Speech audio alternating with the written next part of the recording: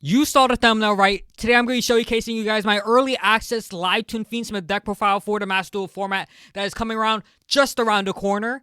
And, well, sort of early access, but I'll explain to you guys why in a bit. But before we get started, don't forget to like and subscribe. We're trying to reach 1,000 subscribers, so if you haven't already, please consider doing so. I greatly appreciate it. And let's talk about it. So, there hasn't been exactly any leaks yet, as of what I know about what's the next pack is going to be. But this month is going to be February 2nd to be exact, at the time I'm recording this, and we are expected to get a new pack soon, right? And my idea of what the pack will be, it will contain the live tune cards and the canine cards, okay? So my reasoning for this, they both semi-limited and both Raisin and Canine Izuna. I mean, sorry. No, they semi-limited Sacred Soul plus Raisin, which is pretty much a perfect example as to a leak as to what is coming out in the next pack, which is Canine. So be looking forward to that. But I also think Live Tune's going to be coming out next pack as well, just because of the fact that last year, I mean, this month is actually going to be Masterduel's anniversary, and last year's anniversary included a bundle in which it came with a bunch of Live Twin as cosmetic pieces and a bunch of like the Live Twin alt arts as well, right? So my idea is that they are going to next month release that pack plus the bundle, the live twin bundle that they released last year, just to make their full money on it, because people are going to want to pick up live twin and pick up the bundle as well, because just for aesthetic reasons. And if if they release the live twin support, people are going to want to buy the bundle as well. So that's my idea as to why I think that live twin's coming out next month. And yeah, so let's review the deck list right now and explain to you guys what we're going to be running for the Master Duel format. Let's go. All right, so this is the deck list we're going to be working with today. And yeah, let me just go to explain to you guys card by card for anybody who's planning to play this in Master Duel, and explain to you guys why I'm running these ratios. So, for anyone who doesn't know the live twin deck, I'll try to explain it best as I can.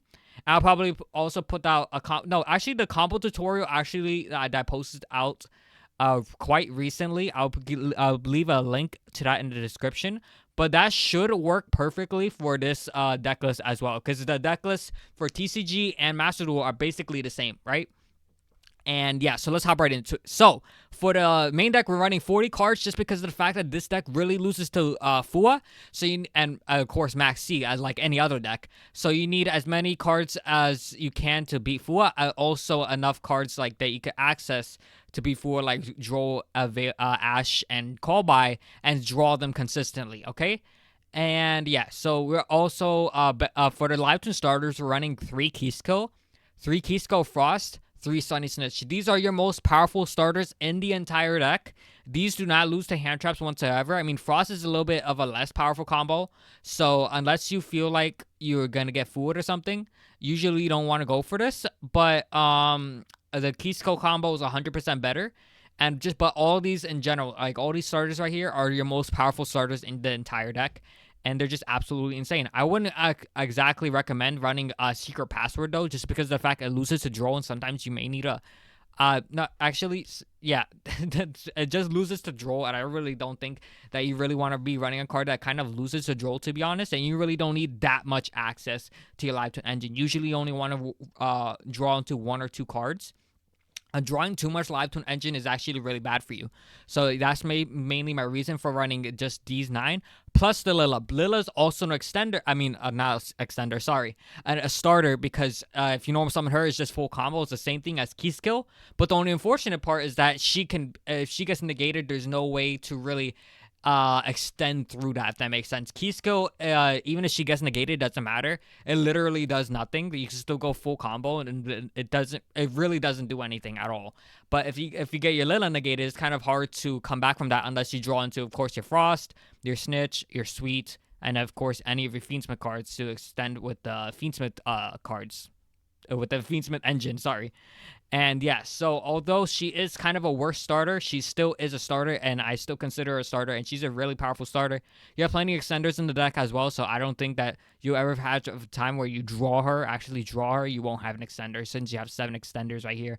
Plus the call by if you get Veiler or something like that, and plus your whole Fiendsmith engine, okay?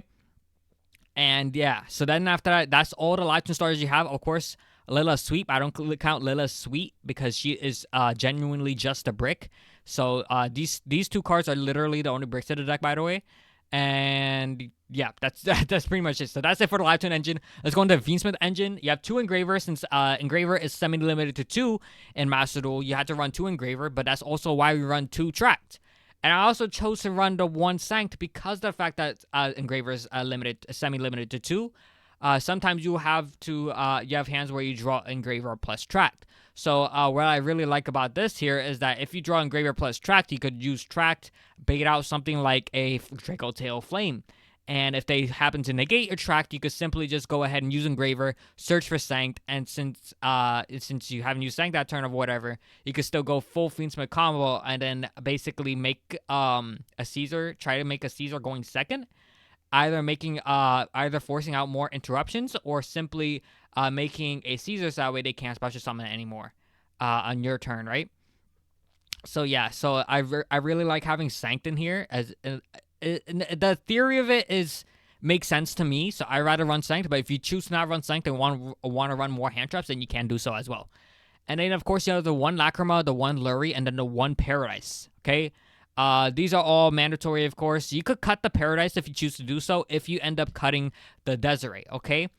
And the reason why we're also I'll get to this whatever's in the side deck here real quick, but later on, okay. So let's go on to the hand traps. So the rest of the deck is all literally just hand traps. Well, except the call by, of course. You just need to run call by here just for any like Max C or Fua. So that's mainly why it's here. And then of course for your hand traps, you have 1 Max C since it's limited to 1. You have 3 Fua, 2 Nibs. This is mainly for the Yummy matchup, but you could cut this entirely if you choose to do so. You have 3 Veiler, 2 Droll, 3 Ash, 3 Imperm, and 3 Bell. Ash and Bell are for the Draco Tail matchup, of course. Veiler and Imperm are both really great hand traps against Draco Tail as well, negating the Lucius. And sometimes they even pass turn if you negate the Lucius, which is actually absolutely insane, right? And yeah, so that's it for the main deck. And of course, remember, there's no side deck in Masterduel. But if you do want to change the main deck, okay, there is something you can do. Since the next pack is coming with the K9 engine, you can also run the K9 engine here. So you can run 3 Azunas with 1 Lupus, with 1 Ripper, 1 Valon, and 1 Zeus. If Valon comes out, I don't know if Valon's already out in Masterduel, but if Valon comes out, you could run Valon, and it's literally 1 Azuna. Literally can wipe out the whole Draco Tail board. It's absolutely insane. K9 Izuna literally makes going into K9. I mean, I'm sorry, not K9. Draco Tail, very very easy matchup. Very very easy. The Draco Tail matchup in general is not that hard to go against, if I'm being completely honest. And Izuna just makes it that much easier because you could literally just set up a Valon. Go ahead and detach the Azuna in order to flip something face down, attack into whatever they have face down. On your turn, go into a Zeus, and after that, you wipe the whole board. It's literally one of the craziest things I've ever seen, and it works really well as well. You could also run the Lubellian package, like the Bestial package. This is also a possibility they can run, but I wouldn't recommend it right now just because of the fact that things like K9 and Draco Tail don't lose to Bestials at all. So although this is a very powerful engine that really does a lot for the deck, it isn't something I would recommend right now, okay? And then for the extra deck, 1 Requiem, 1 Sequence, 1 Agnum Day, 1 Lacrima, 1 Key Skill Deal, 1 Key Skill, 1 Lila, 1 Trouble Sunny, 1 SP, 1 Abaoku the Lightness Shadow, the 1 Necroquip Princess, 1 Caesar, okay? And of course you have the 1 Desiree. And then these last 2 slots can be literally any 2 monsters. It literally doesn't matter. It could be a second SP if you want it to be. It could be Typhon. It could be Rex Tremende like you have here. But it literally can be any two extra deck cards. So these are 2 flex spots in the deck. Everything else is mandatory. You need to run everything in here, okay? If you are choosing to run the Canine engine, you do need to run Ripper with Valon plus Zeus. I recommend all 3 of these here, in which I would replace them with the Rex Tremende, the Typhon, and the Desiree. So if you do want to run the Canine engine, I recommend cutting these 3 for this. And then after that, for the main deck, you literally can cut whatever you want.